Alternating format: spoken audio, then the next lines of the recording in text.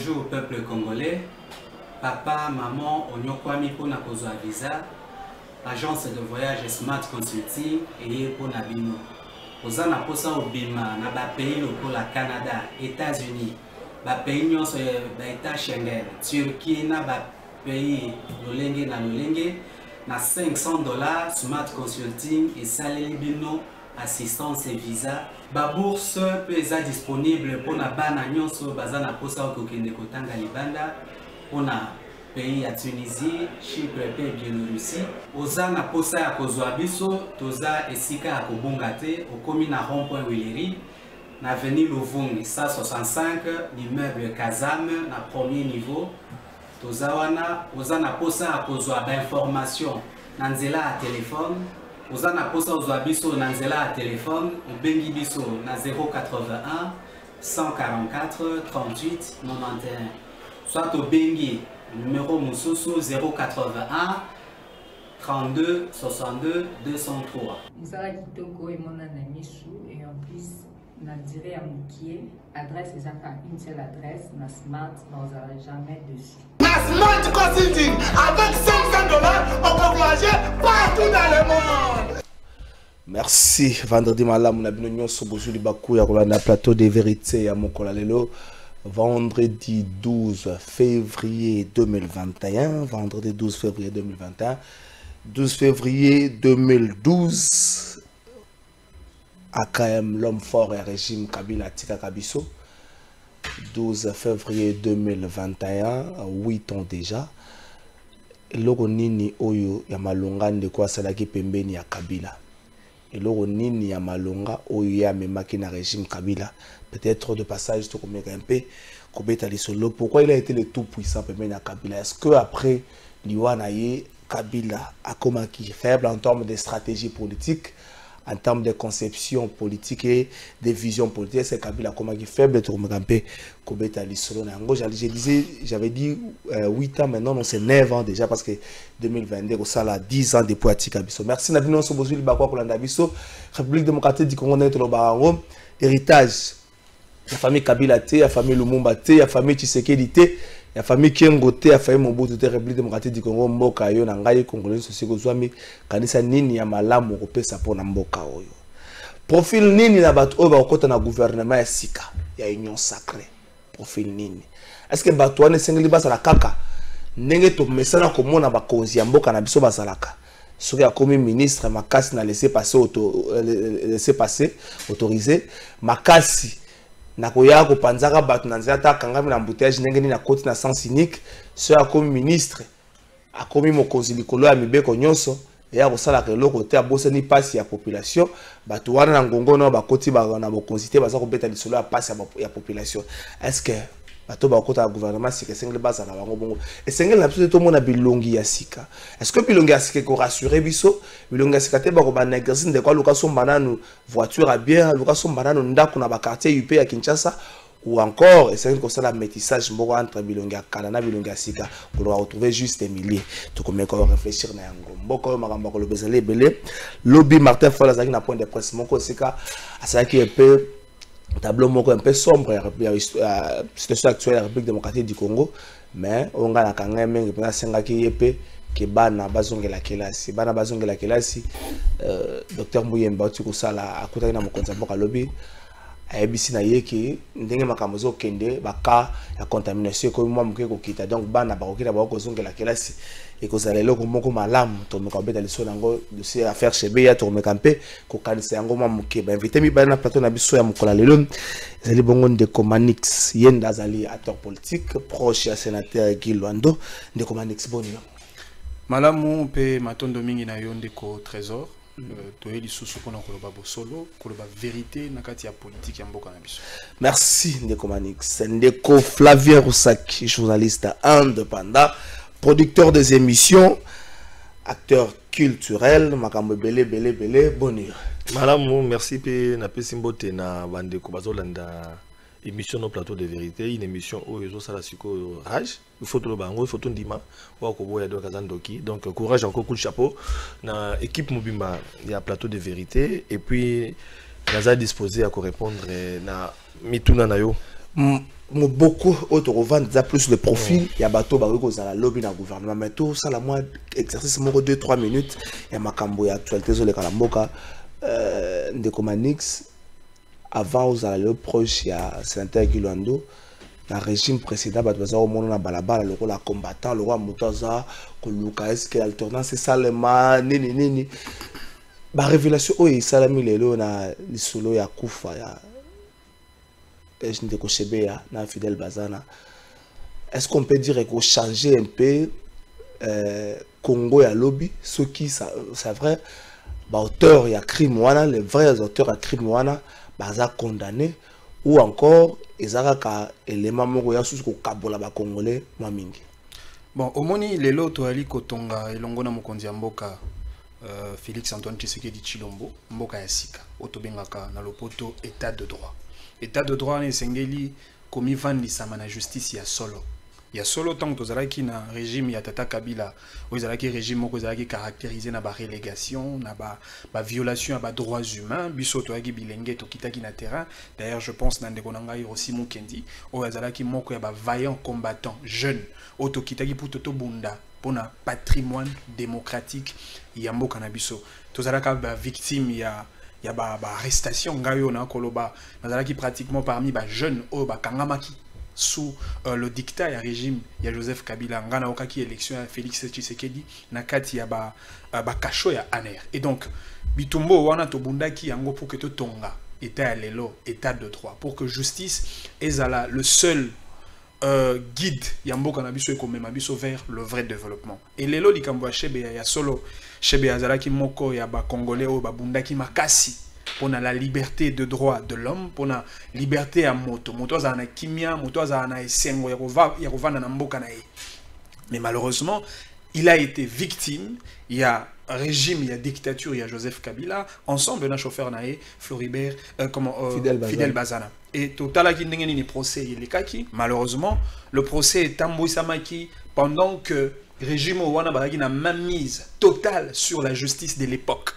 Et c'est comme ça que certains éléments de la justice pour que établir vérité bosolo na kati ya situation wana ya procès Chebea et Salama malamonte. Et les autres ali surpris à koyoka ba révélation minene au ba policier au ba outi kosala en ce qui concerne le vrai cause ou encore ba effet o esala qui était Floribert Chebea na Fidel Bazana bakufa oyebi famille ya Fidel Bazana moi si na epé bana bazalaka tout le temps kolela bazongisela bango ata nzoto ya papa na bango parce que beaucoup ko boma motote motoza disparu vous privez même na famille na ye le droit ya kosala matanga ya kolela papa na bango. Et aujourd'hui toyo qui était Fidel Bazana bakundaki na kati ya libulu moko quelque il faut signaler que armée déjà outil ko encadrer sika oyo lisolo na betama ke bakundamaki ba encadrer yango donc nikolo pas d'accès pas de sortie na périmètre wana nyoso wana balobi kezali concession moko ya général Djadja vers meeting du côté monga fola ama outil ko encadrer yango. Et donc tozo ko espérer que justice na biso sous la houlette ya vision ya mokonzi ya mboka chef de l'état Félix Antoine Tshisekedi Tshilombo otoza ko accompagner lelo na ba action na e pour que to tonga mboka ya sika to bâtir un Congo plus fort. Donc, on espérer la justice wana akosala musala malamu avec toute indépendance et impartialité possible. Il faut famille il y a Floribert Chebea, il y a Fidel Bazana, il faudrait aussi ba congolais ba trouver gain de cause par rapport il y a mort atroce, il y a ba vaillant combattant au ba bundaki pour la liberté, pour la démocratie, il y a ba congolais. Ndeko Flavien, au moins plus de 117 ONG et puis mouvement citoyen baza au sein réouverture ya procès wana. Mais est-ce que zate ndenge bat mutusu bazo kanisango œuvre ya bandeko moko oyo qui balingaka bazaro lingate les certains dignitaires ya régime précédent de bazaro sala bazala la manœuvre makambo wana juste pour nuire na ba dignitaire mususu ya régime précédent. Non omoni procès à Floribert Chebeta on a yokaki ngai pe na ba chaîne internationale bazolo bela yango déjà ngai na sepelaki. Alors, nakoloba boye, omoni na état de droit, ya solo na mboka na biso, esengeli makambo ebele ezonga na nzela. Okozala surpris te oyebi ke akopesa exemple pour na lingana, akopesa toujours exemple parti lokola parti ya mwana mboka Franck Diongo MLP. Oh lelo bato tenir point de presse, je pense que pour ozala wana. Bakoloba pe makambo yo. parce que parti wana nous avons eu 12 morts pendant marche, il y a fidèle, il y a 16 septembre 2000. Voilà, pendant que les jeunes bazako réclamer démocratie dans le Canabiso, bazako réclamer élection dans le Canabiso, nous avons perdu des membres. Ngai na kolingape procès wana salema. Poto baba nani babomaki ba militant ou bazako tambola. Au-delà, il y a Floribert Chebea, au-delà il y a aussi Mukindi, au-delà il y a Thérèse Kapangala, au-delà na kolingape il y a ba membre MLP. Lelo, au monde lelo to mesana ki ko boma. Ba to bazako réclamer pacifiquement. Bazana mindu kité ma bazo kufa. Aux acteurs, il y a ONG à droit de l'homme dans le Canabiso. Parce que les bateaux sont dérangés aux hommes à l'époque. Mais même les loyaux, tout comme on appelle le marché sous soutien. N'a interpellé en passant aussi. Il y a une organisation, il y a une ONG à droit de l'homme. Pour l'année, parce que le même combat que nous avons mené hier, il faut tout mener en Lelo. Est-ce que le Lelo va organiser beaucoup plus compétent? Je vais. Lelo, tous les années, on a mis son journaliste à la prison Makala. Je vais te dire. Voilà. Plus romain azana makala lelo ba journaliste ceux qui lelo ozoloba vérité ils ont dérangé quand moko boy au komi inquiété faut ba yango ils ont continué parce que ils ont défendre pe musala o lobo ko kezayo lobo ko keza songolo au fait to bi que non ba dérapage ils appellent na musala na biso ils ont bande couper ba ça ba dérapage tozali ko saluer yango te tozali ko encourager yango te tozali ko condamner yango mais ba inquiétude pe ezali na musala. Bah inquiétude des allées belé la musala na kolingate que non ils ont 2 poids 2 mesures procès ya Chebea ils allaient procès moko sengeli ezonga parce que famille elle est là imagine toi ali parents azana bana akobunga boité chauffeur na akobunga boité pe makamo ele kaboy pour nga c'est une façon de lelo na kosenga même na justice en boka na biso ils allaient indépendante et la musaba dossier est belé oyo biso to bungisa bande ko na biso pendant lutte ya changement na boka na biso quand est la Chebea mais la soulever peu le roman et appelle règlement de compte parce que ceux qui le commis règlement de compte parce que de Kabila n'a beau tout régler compte Félix Pelobé le cas et comme appelle régime commis règlement de compte alors tout ça il est monté ce que dans la justice ça va règlement de compte bien et dans la justice il y a solo il y a état de droit on a sali mbeba à répondre devant justice na mabena zali ko sala et puis justice est à la paix équitable et ça la musana normalement et vous avez bien mais procès chez Béa na ebisu zali procès mo ko la musama kambebede. Est-ce que c'est le moment et la vérité et que ça le procès il y a jeune dans l'assemblée provinciale à l'époque dans Makimuta on avait tué Daniel Boteti procès on a dit c'est procès Boteti en tout cas pour n'anga s'il faut pas revoir on peut faire pas revoir parce que c'est un jeune ou embrassé politique à osala makamone parce qu'il a connuire na batu mususu yobi ndenge sukaka donc pour n'anga ina kosenga na justice biso ala musaba dossier sensible le lot to kapito banana boma musée tu bakate nana boma musée procès on a tu bakango bien té il est kandenge nini esuka ndenge nini tu bakango té esengeli to yeba pe banani oyo bazali sima ya ba enlèvement ya kobona ba journaliste basango na este oyebiango ba journaliste c'est belé ya biso pe ba boma musu basala la prison injustement oyebiango donc ils allaient occasion pour nanga ko interpeller justice mboka na biso même à ce qui concerne le procès Lumumba pour na suka na musée Laurent Désiré Kabila te Lumumba procès na eti lelo tulingato iba to kwaki bande ko na biso mususu ya mouvement citoyen baza ko réclamer bazong sa nzoto na ye to pe ba o etikala nzoto na ye ils allaient bien donc ozomona ils allaient ba dossier pendant ebelé oyo ko senga vraiment en tout cas c'est le moment pour na ngai ngonga ils allaient parce que ngonga ezalaka pe banakala mais ils allaient volonté à justice ngonga à chaque fois que nos procès za mabe tozongela yango za malamu. Est-ce que c'est le moment où encore toi on a postango ou ngonga ko sala musala puis ya ko consolider unité moko bo surtout kena makambo ba procès ndenge ne ko faveur sala ngo litani ba dossier za mo ebele o mote ko mema kaka division mais ezali ngonga ya malamu na banzi ndeko Flavien Outi Koloba ça ne sert à rien ya ko tika ba poche ya ba contentieux alors que tozonga to tonga mboka na ba nyongo ba dette morale ou ko déranger ba mabota ebelete to trancher ba dossier nyonso sombre Chebea, Mamadou Ndala, c'était un cas aussi où Tosengeli n'a qu'au tranché, la mort de Mouzé Laurent Désiré Kabila, Baka ils a tellement Mbouza Mabé et ainsi de suite, Baka ils a tellement ébélé, et moi je pense que le moment le plus propice, et à le moment il y a état de droit. Parce que le moment il y a état de droit. Moment il y a état de droit. Et moment il y a état de droit, ils allaient une opportunité valable pour que tu trancher le problème au Wananyonso afin que nous soyons quota na Congo ya Sika. Congo to za souté na banyongo, ya ba mabota, ya bana orphelin ba kolilaka, ba veuve ba kolilaka pona mitu il y a quelques acteurs politiques au Badalaki, ba bourreau contre ba victime les loto perdre les lopeto kolela. Donc on a kosenga na ba imboka na kosenga na justice na biso basala mosala malamu et puis na kosenga na mokonzi ya mboka a za na regard moko de contrôle pour que justice wana esalama de manière équitable afin que ba famille et ba victime ba trouver ngana bakiselo tele justice ata ko interpeller pe opinion parce que lelo autant lobi que no mokonzi mboka fongola miso lelo ils ont un dossier belé na justice en mboka na biso oyo deko belé ba contacter d'un de Flavien ba ko zala ka victime na bato bazan zinga mokonzi mboka ba ko bengaka ba magistrat na osenga na ba magistrat oyo bazali wana ba sa musala ba éviter ba bloko to déplorer na ba régime eleki to pe sa chance penza na état de droit ça musala nango donc ba o bazali pembeni ba sa ba trafic d'influence mutu na dossier abengi mutu zo akiti au moins na mutu ba kitisa ba militaire na ba dossier ezali civil o ezali pe na maboko ya ba OPJ mozo mona ba trafic ezo salema na otanga te ba unité ni neza okita yo sala soni soki ba bandi ko filmer ko lakisa e ko salir même image ya moko na mboka pona ko senga penza moko na mboka ba service ne ba sala musala ba tala penza ezana bato yo ba sala trafic d'influence na komona mais na yebi ke ye Félix Tshisekedi aza muta ba trafic d'influence te na senga pe pona ba chauffeur numéro 1 à PES et à la police et à Ville à Kinshasa général Sylvano Kasongo numéro 1 et à police nationale congolaise.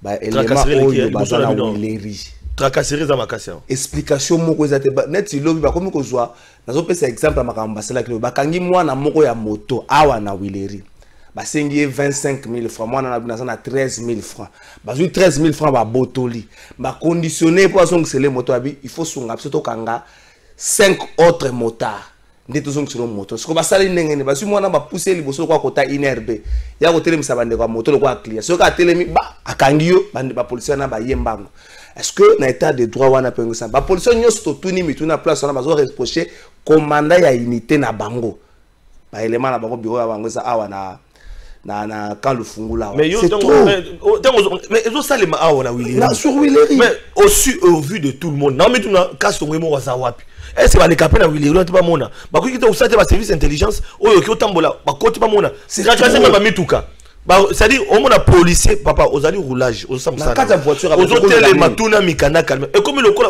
ozana problème na ba usager ya route et le wana ozosenga yango pe na kasongo pe na butu ezana ba jipo so tambo na butu ezosala moko kotaki na venu na butu na moni ba ramasser moninga na bango policier azolela ba récupérer pendant que ça commune de garde on a les na commune ya Kitambo devant maison communale ya Kitambo nazo pesa information ceux qui na ne général Kasongo zo kato ba service ba qui ne se renseigner à 2h du matin du plus moko ya police ya ki wana et bandi ko traumatiser même ba policier bazali wana ko rançonner bango ko sa bako na poche na ngana filmer ngo mezali soni wana za ko informer ngo ils sont lingité kene ko vérifier la maison communale à 2h du matin ma commune de na commune ya Kitambo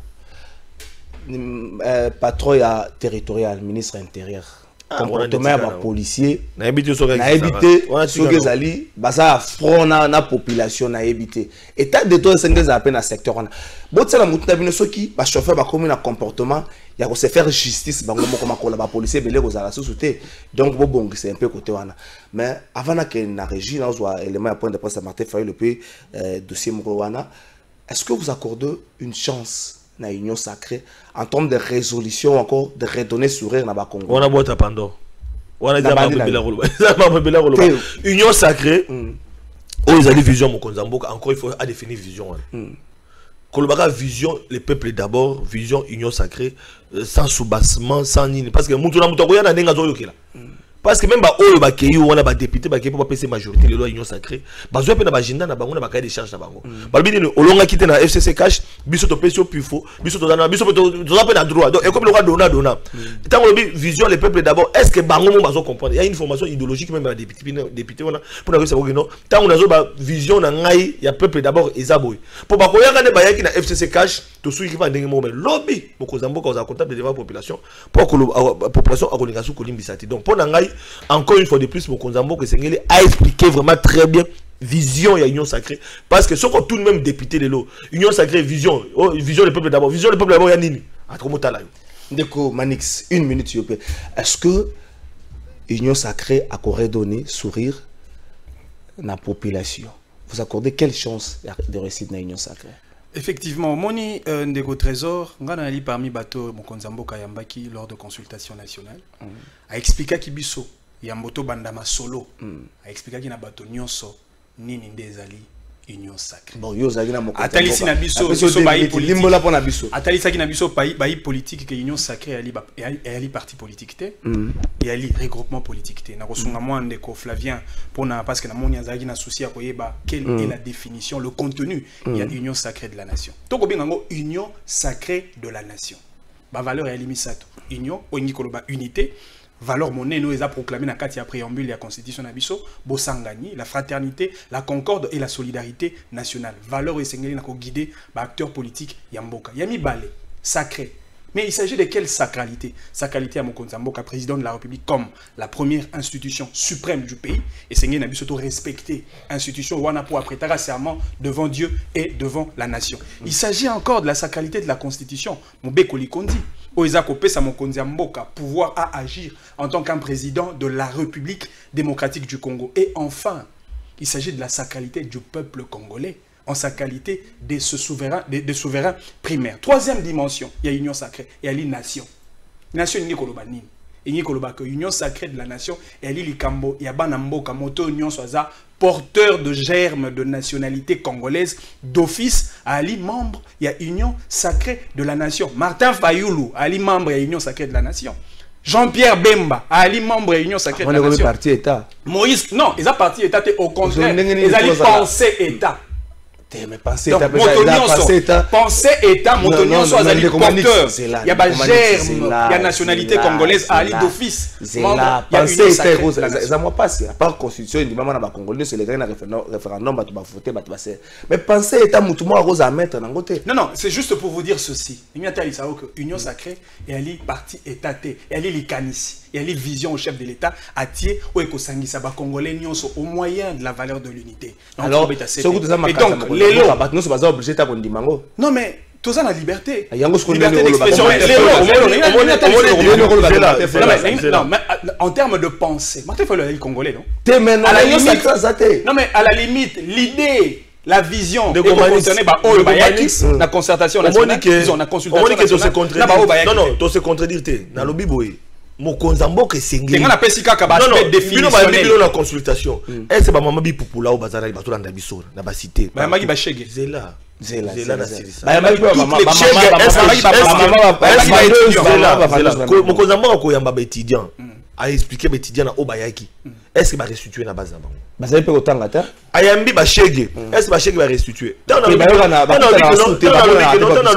lobby que non, est-ce qu'il y a même pas une formation idéologique, il y a vision wana.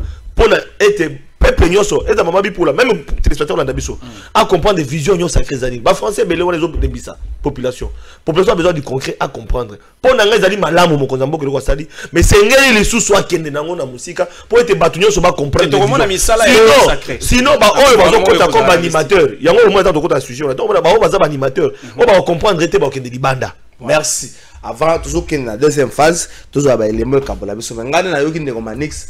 La sacralité est yeming. Sacralité, sacralité. La monnaie union sacrée le roi bus. Mokonzamboka sacré. La monnaie union sacrée. La monnaie union sacrée le roi bus. Mokonzamboka zo kumba. Bandoki. Miyib. Banani bokote. Moyibi soka zo kazo ko chala le bord la poche na yo akeyo na mbongo. Ndeko soka zo kazo ko fina kingo ko kita la biso. Une seconde s'il vous plaît. Union sacrée. O eza sacré basi marona maboko salité. Union sacrée et ali pona bato bana ba main propre. Union sacrée, et c'est le qu'on respectait de manière absolue. Bato ambilinga mbilinga, ba miibi, bandoki. Ba wana ba ozane sikate. Mais ça déjà. Donc là on a régi comme ça on a toujours deuxième partie émission. Martin Fayoulou revient à la charge. Face à la presse, le candidat déchu à la présidentielle de 2018 n'a pas eu de mot tendre pour désigner l'actuel régime. Pour Martin Fayoulou, les institutions en place sont illégales et illégitimes. S'agissant des réformes dont il se réclame la paternité, Martin Fayoulou en veut bien, mais celles-ci doivent se faire en dehors des institutions en place. On ne peut pas faire des réformes dans les institutions parce que ces institutions sont illégitimes, ces institutions sont monopolaires, ces institutions-là, c'est l'affaire de M. Kabila et M. Tshisekedi. M. Kabila et M. Tshisekedi ayant vu, ayant compris que 2 ans, presque à mi-mandat, ils n'ont rien fait, ils n'ont pas de bilan. On va leur demander le bilan. Et comme on va leur demander le bilan, ils se disent, mais qu'est-ce qu'il faut faire? Il faut simuler une crise. Mais rappelez-vous, quand je fais la proposition de sortie des crises, qu'est-ce qu'ils ont dit? Il n'y a pas de crise, pourquoi? Pourquoi aller se mettre autour d'une table? Mais comment subitement cette crise est née? Cette crise s'est montée de toutes pièces par 2 compères qui se disent que ce que nous avons voulu éviter à fin 2018, début 2019, si ça continue comme ça, nous aurons ça à fin 2023, début 2024, Fayoulou va revenir. Je vous ai dit que aujourd'hui, le pays ici est contrôlé par M. Kagame. Ok? Hier, c'était contrôlé par M. Kagame via Kabila. Aujourd'hui, c'est contrôlé par M. Kagame via Félix Tshisekedi. Et d'ailleurs, les Rwandais ont dit qu'ils n'ont jamais eu ce qu'ils viennent d'avoir avec Tshisekedi qu'avec Kabila. C'est lui que le sien appelle affectueusement le soldat du peuple, dit n'est pas désarmé. Martin Fayoulou promet en outre des actions d'envergure afin d'installer véritablement un état de droit basé sur le respect des textes fondamentaux.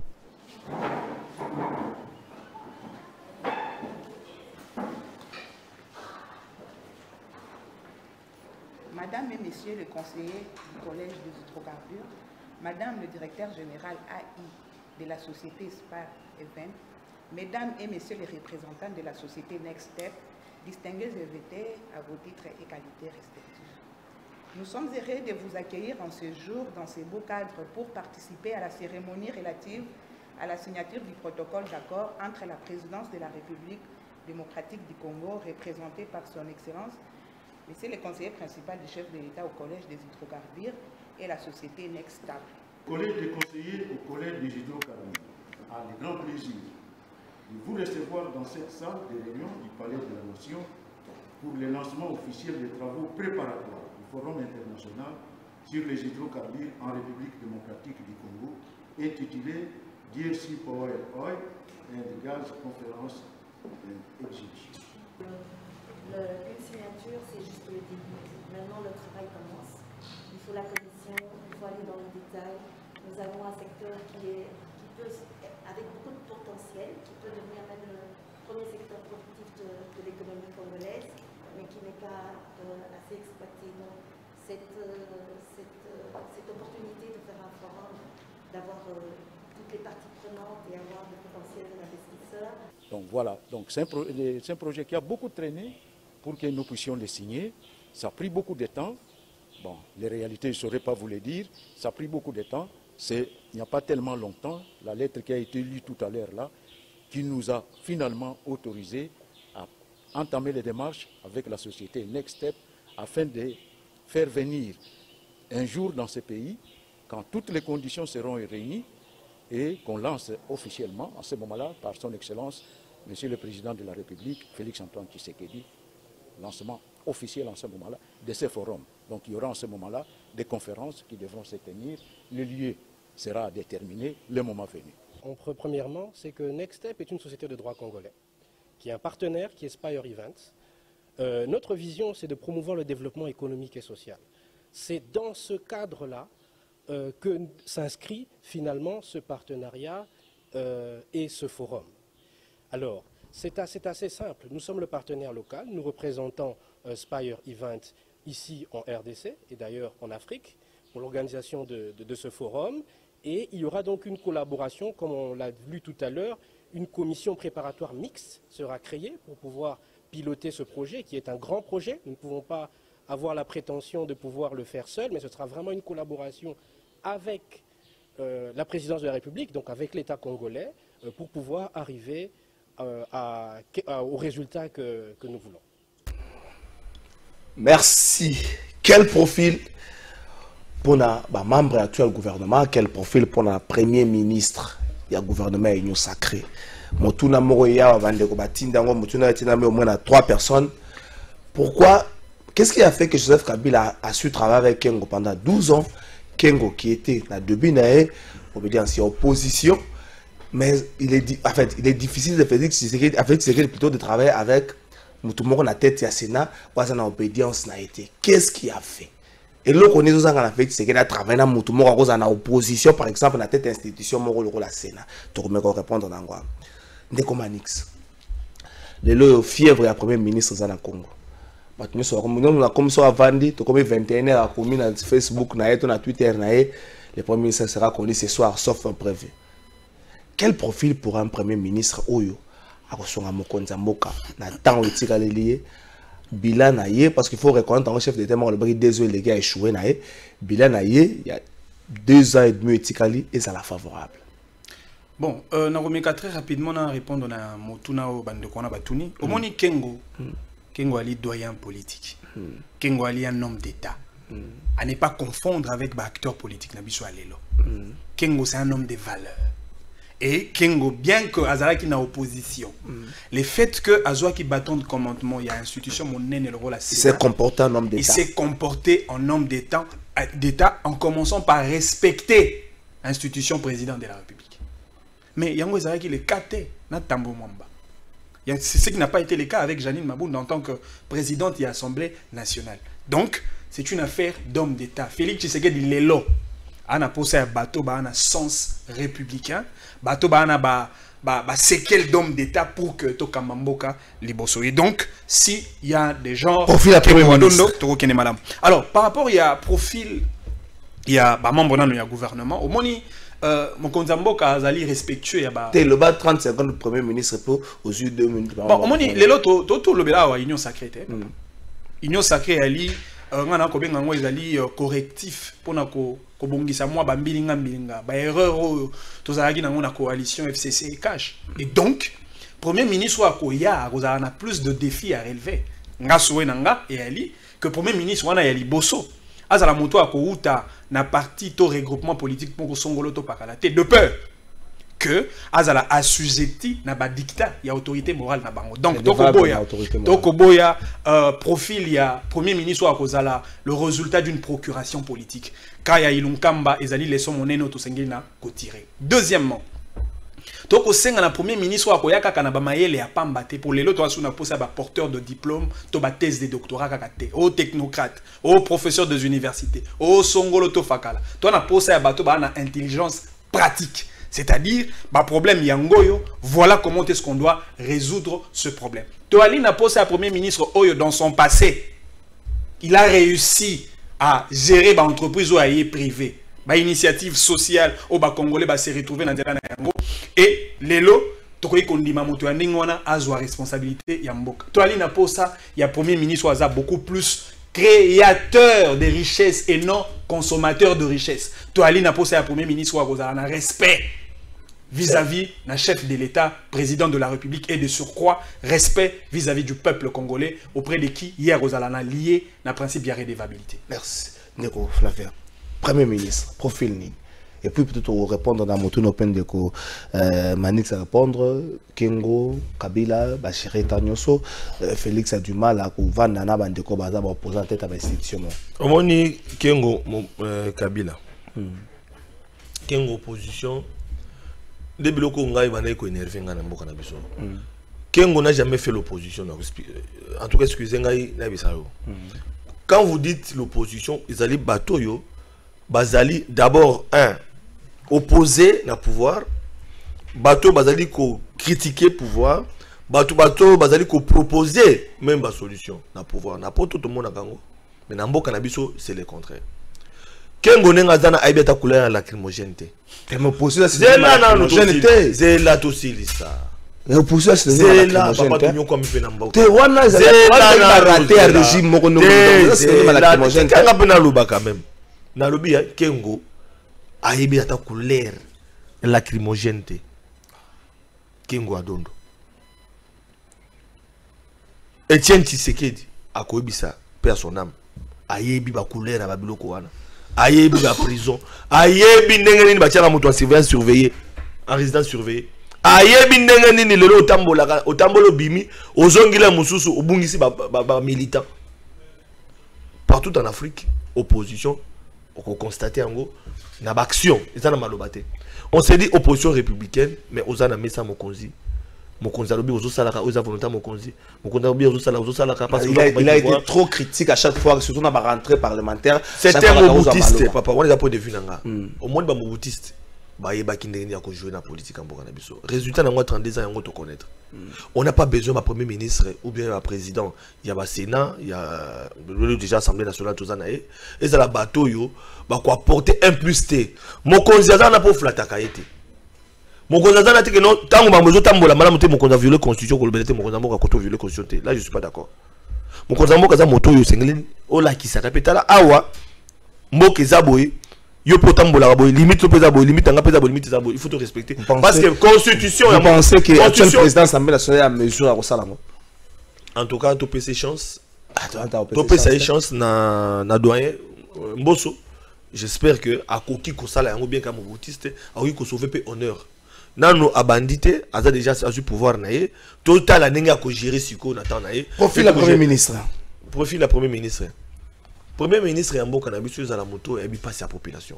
Parce que quand Mokonzi Mboka a échoué pendant 2 ans, à l'Ingi qui est le peuple d'abord comme vision naïe, et à la réussite pour un mandat naïe, tant que le peuple d'abord ils allaient souffrir. Enseignants, médecins, professeurs d'université, étudiants, Congolais parce que moto a répondre pour un critère. Ils ont moto yo ayebi passi à ba congolais. Ils ont moto ayebi kosunga ba congolais. Est-ce que na batu so ba ko nommer o ba ko tia wana? Ba miso ba gérer na mboka na biso. To boité. Ko gérer kala, et la cité ko zaka mabe. Ils na batu ba gérer kala mais ba gérer pe malamu. Mais ça pe na batu na ba gérer te o tie pas gérer mabe. Donc et sengeli moto za la moto a pembe na population, pembe na base. Ayebi passi à population. Ayebi kosunga population. Tango ayebi de kosunga population na passi ici kazali. Tango ko zo ebonga akosunga su koleka. Tu as besoin de la valeur ya kusunga ndelo na lingi social o ya ko réussir yango ndo mo mboka yokende liboso mais tu as besoin premier ministre ndenge de koloba ki ba technocrate on en a vécu o bazali ba macroéconomie ba macro benga ndenge ni susu microéconomiste ainsi de suite to vivre ya marque na ba diplôme papa na ba professeur d'université pe mena ba konzamboka mais au moni mboka zo ngaka sima ba professeur d'université batanga na poto batangi pe na poto mozo mona ke no so ba na français na bango da gestion mboka zo simate tout ça a besoin moto yo mokonzamboka amoni peut-être que non à ko répondre na pas sa population le peuple d'abord congolais à solo à ko bande ko vivre ya solo ndenge mboka ko tambola wana ndi to linga mais izana ni neto bidano te bon premier ministre mais problème makasi pe zali premier ministre a ko kala wana likolo mais gestion du secteur nous ce que ça a attribué na collaborateur na ministre comment paye makasi la ministre moni awa boye mokonzi mboka et plutôt awa nyo saka gouverneur bino tête mutu nyo so akoba nso akondima atanda ma Félix Tshisekedi le kaliko na pour vivre comme ministre ndemba so akuza maka mokonzi mboka na rappelé le roi bengi le corbeau et les renards ko bossa na ngote voilà tout flatteur vu au dépend de celui qui bossa na ngote vi nanga bomanza ko bossa na ngote mikolo ba nso bazo mitanda corbeau et les renards mokonzi mboka de kaliko na bon na ba ministère est-ce qu'on a encore besoin des gens oyo bakoya kolobaka non ba gérer ki kala to pe to na poser ya bato oyo ba ye ko gérer sika so to zuto bato so bato oya sika ba ye ko gérer sika eloko nini ko pousser biso to population atalaté muto na zo kota sika mais tout ça là et moi confiance ndenge to mona déjà est-ce que il faut servir na ba gestion ya bato dans le privé et puis comme Mangon la gestion et arrêt public ou encore il faut que ça contenir compte expérience à passer mais je pense que tu ko établir ba critères na Italie premier ministre chef du gouvernement mais je crois que même valeur wana faut la répercuter Mais il faut sur ma membre secteur mon côté vous est particulier. Non mais oebi lelo d'abord il faut que tu as dans le cadre de l'union sacrée de la nation. On a kolobaka union sacrée. En réalité, il y a une coalition, il y a un homme d'action. Union sacrée, il y a l'isanga ya bato ba koya na maloba ya pambate. Bato ba koyi ko mema un de plus pour que ba sauver mandat ya président de la République. Nanzela ya misala poto kotonga mboka na maloba ya pambate. Et donc, il faudrait que chef de l'État, parce que oui, les longs moko il y a débat au pays pour faire couler beaucoup d'encre et beaucoup de salif nakati ya microcosme politique ya mboka na biso et il y a taille même il y a gouvernement wana. Parce que les lois tali que l'union sacrée a toute une panoplie, il y a des acteurs politiques, bali et belé. Mais ce qui est satisfaire moko na moko, à satisfaire regroupement politique, tout parti politique, songolo to pakala parce que tout le monde peut ba société civile ba ko réclamer part de participation na bango na kati ya gouvernement wana et cause la moi pas si mingi. Donc il faut chef de l'État atikala na ba critères de valeur. Oui les longa na esengo. Ya kozala pemeni ya acteur politique moko yé à lobby té. Yamboto s'employer activement dans la vie politique. Yamboka. Et Sengeli n'a qu'au prêcher par honnête, la charité bien ordonnée commence par soi-même. Côté ba Congolais au travers de l'action sociale. N'a que le sénateur Guy Luando Mboyo. Oh, asali misala mingi. Na social, éducation, à tongi ba école, à réhabiliter ba école. Lelo d'ailleurs, tout est ko assister à la réhabilitation à école monene na Mboka Badolit Oyo Mobutu Atika, collège présidentiel. Lelo sénateur Guy Luando sous la vision du sénateur Guy Luando, Sangisi Maël pour que Basanini tombe la école wana et accompagner effectivement l'action à chef de l'État, président de la République, Félix Antoine Tshisekedi Tshilombo. À ça, l'action dans le domaine de la santé, accompagner la structure sanitaire pour la riposte à Covid-19, après si ambulance et ainsi de suite, à réhabiliter infrastructure, bâtiment et à Assemblée provinciale, il y a Chouapa, Oyebi, député Banek au siège à CNDT en Manga. À Tongi. Et c'est là qui passe à Tongi avec un fonds financier propre de plus de 1 million de dollars d'ailleurs. Et les lots, moto wana, ouasali misala ebele, les lots transport, au monde ne bande konamiso ba kufa ginanzela mai. Pour na kozanga bateau, o eza ko respecter dignité à peuple. Mais effectivement, tu as lancé MB Loando 1 parce qu'il y a Mibale Ali, il y a Misato Ali, il y a Minaipe Ali. Pour na kosala ni pour na ko lutter contre problème oza ko déranger ba Congolais nzela ya transport. Moto wana des chefs de l'État en a posé à bateau parce que le problème les lots il y a un gouvernement dans le Sénat tout saigné tous en bateau exemplaire bateau bakuya na misala na gouvernement toi na posé tous en bateau bakoza la exemplaire bateau bakuya na misala na ba entreprise publique ba mandataire de l'État et Sengeli il y a na misala parce que le Congo d'après il y a le Congo de l'action Congo a démagogie Congo d'après il y a le Congo à misala et aujourd'hui les sénateurs Guy Luando Aza entièrement à la disposition du chef de l'État pour nous servir, pour nous faire profiter de Mboka, expertise politique, expertise pratique en ce qui concerne l'apport social, pour être sauver mandat chef de l'État. Donc sauver mandat chef de l'État quand on a ça là. Donc sauver mandat chef de l'État quand on a un souci à peuple de Flavien Otikoloba. Et donc il faut que le chef de l'État tenir compte d'un homme pratique, d'un homme d'action. Donc déjà tu as déjà reçu dans le privé, baza bénéficier peut-être plus de marge de manœuvre que Baninga parce que dans le privé non seulement ils ont reçu dans l'entreprise mais ils se sont employés aussi dans les sociales. Mais effectivement même à combien Nzambe loba moto a longité na makambo mike. Boni o etali makambo minene. Si quelqu'un a réussi à satisfaire, combien de Congolais va se retrouver au mité manabango ekiti au travers de l'action du sénateur Guy Luando Mboyo. Mais moto wana a Sengeli na kozwa une certaine responsabilité pour nako sunga bato ebele. Et donc il y a autre histoire que chef de l'État ali na posa tambola na bato ba homme d'action et non bah homme de démagogie, bah discours pléthorique, bah discours fantaisiste et ainsi de suite. Calendrier.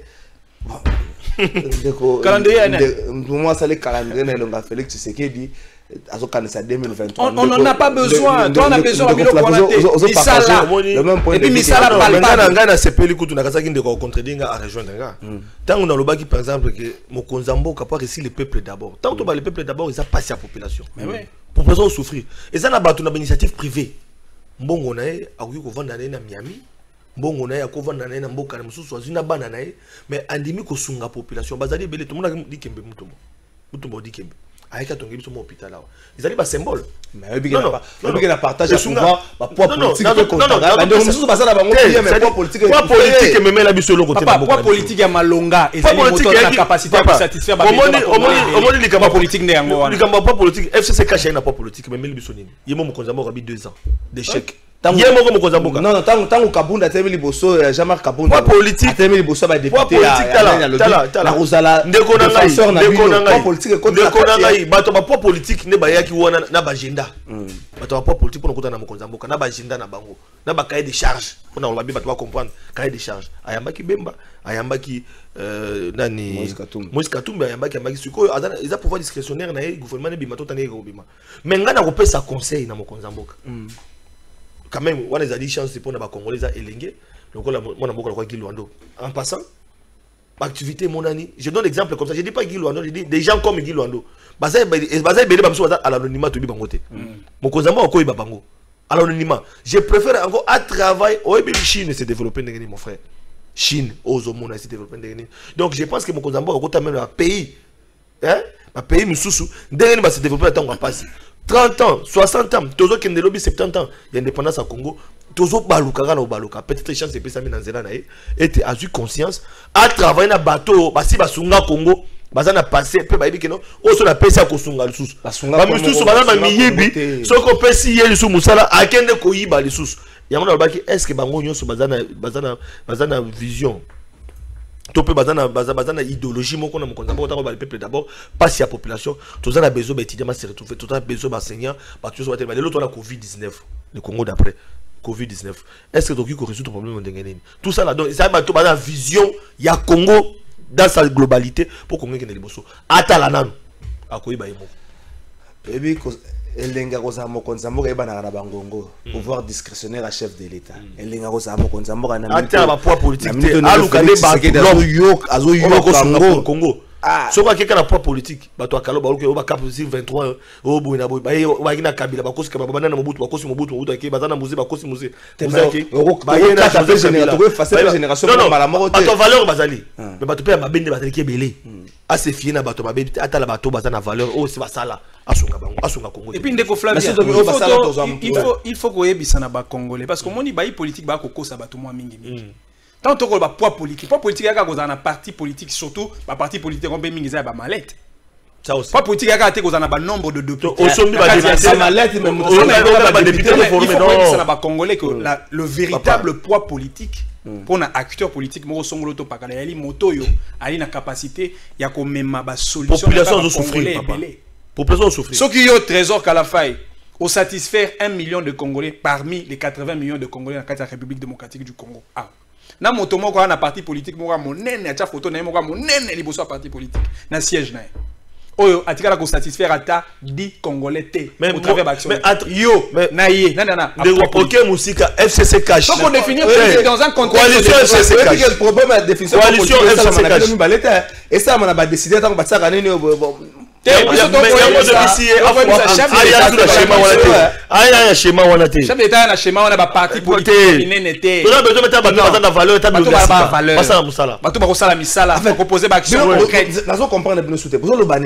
bilongi ya sika batu basungaki voilà c'est résumé tous on a besoin que mon Konzamboka eza bilonga kala to bilonga sika eza la bateau bazana ba valeur valeur ngi ko banini bateau na nenga bo moto ya kovanda basi basunga batu au moins virage ya suka mokonza mboka zana ngo azana besoin bateau babi kovanda na bateau babi ko sunga population bangonda okende na bango na vision na ye ba réussir le peuple d'abord so ya na bateau bazana misolo parce que bazana ba mbongo balinga kuma mbongo ebele akochouer yo za même lecture que ye mais bien sûr que oui ba valeur et l'IPK kate na Italie maé au moins il est là to lembi lembi ba théorie to lembi ba la chance moko trop souvent parce que la confiance na moto yebi to na moto à gérer tant que la ndeko trésor na to ibso awa que to ali na poser bato bana intelligence pratique voilà na personne ndakisa moko yo o ali diplômé docteur en thèse ngai na ali il est très na tangate na kendata kela cité ba pesi yo $100 au gérer pendant une semaine ngai pe ba pesi nga $100 na gérer pendant une semaine mais 4 jours après $100 na yo silio wa bana ba komo le lanzala moi si akozanga moi eloko akosomba ni na wenze po alisa bana asunga bana mais ngai moto na tangate na $100 wana na gérer yango pendant au-delà de une semaine na gérer yango 2 semaines et voire même tout un mois na yonanga na mael Mboka Moko pour ne pas citer les noms. Mboka Moko pour ne pas citer les noms. Président Oyo a relevé défi, c'était un agisteur. Mais effectivement, un agisteur a comme président de la République a soumis le Congo d'après Brésil papa. Il faut bateau bako sala misala. Bateau bako mema ba vraie solution na. Effectivement, ba homme d'action, papa action pratique. Ba homme ko sala ba faire mais élevage bateau wana bazandinga ndinga chef. Vous pensez que Batouana autre zomona bazo sala les bato belé ba salaka déjà ba action mais tant ba pesier poste de responsabilité à gouvernement moko a BBC vous pensez que mokonza moko ko se retrouver dans la position ya kobanga ndeko voma tika la ko sala libanda wana te atika la na ko sala libanda na poso to kotisi na kati ya akoya ko bebisa vous pensez que ko sala mabongo te mais omoni nyoso eko dépendre na bolingo ya mboka. Parce que ceux qui ont mboka na yote, olingi Congo te, peu importe, poste de responsabilité au bako pesa yo, je pense, ça finira très mal. Voilà. Puisque on a posé à bateau yo, bali d'abord na bolingo mboka, bateau bali na capacité à quoi apporter la solution. Oui, que mboka mso tona mbebele ya malam. Toi le cœur de l'Afrique. Toi on a plus de 100 000 mégawatts en termes de capacité en énergie électrique. Toi, on a plus de 80 millions d'hectares de terres arables capables d'alimenter plus de 2 milliards de citoyens du monde. L'homme ne mange pas la potentialité, l'homme mange le travail. On a vu tout à l'heure que toi, on a posé un bateau, on a consommateur, il y a richesse, mais producteur. Travailleur. Producteur, il y a richesse. Toi, on a posé un bateau, on a poche, on a millions, mais bateau, on a Congolais, on a millionnaire. Toi, on a posé un bateau, on a Congolais, lia matin, midi, soir, misala et monana, santé, couverture, santé publique. C'est par là que nous allons sauver les mandats du président de la République. En termes, on a pu imaginer, comme sénateur, action comme modèle. Na privé na misolo na ye muto tongeli ole l'état ton assemblée provinciale tongia du 1 million oyo lelo bande ko na mission so ko si sango na ba boîte na banine ah tongia ça jeune moins de 40 ans surtout na bango boyebele pour ne pas citer hier la personne mais bato wana l'image wana Congo ko se développer. Vous pensez que Congo se développer surtout na batabon 5 vous pensez so ba ebele na avec ba problème nyoso Congo za nango na misolo na bango te makanisi bazana yango na motema mangala makosunga baza ebele baza ba animateur mboka elongo na moko za mboka Congo ke liboso. Bon, tout ça, on a un pouvoir discrétionnaire, américain, bateau bongo. Mais ce qu'on a là, bango va ministère. Le ministère aussi, quand Steve Miguel, c'est là qu'il y a une action humanitaire. Vous doit se toujours que la ministère, mais c'est aussi Steve Miguel, c'est là action humanitaire. Pardon. Autant que soit comme sur le on a un modèle. Pardon. Référé dans le ministère. Pardon, autant un bicaï n'a pas tout. Pardon, vraiment, la bonne délire. Non. Congolais, on a mis pour s'il vous plaît. Dans la démagogie, c'est s'il population. S'il vous plaît, de problème. A tu copé sa bilo repuna yo sala qui ta tu copé sa bilo. Tobo politique ou na porte dans sous li bumu te papa. S'il vous plaît. Parce que balé ba. Na pour moi bato bino bozolo ba. Na osenga la bango, na senga la bango pa mokonza moni monsieur le président de la République. Bat lora ba sénateur Guy Luando wana. So ko pesier ministère, le comme ko to 5 ça va ministère, to teka sous ministère to panza ngote. Action humanitaire, affaires sociales. So pesa ngo sénateur Guy Luando. Le ba ba kabaka mingi. Le ba ba sunga mingi. To ko mona siko ko kabana ko sunga wana kote bato baleli le gouvernement so traîner po na mbonga misi lo maire na le coup mezongi na compte gouvernement na sengeli bango na tanga suna. Bon, natangi gaye, je crois que vous a satisfait moi ba question ba to sali belé. Ndeko Manix motuna moko pona yo.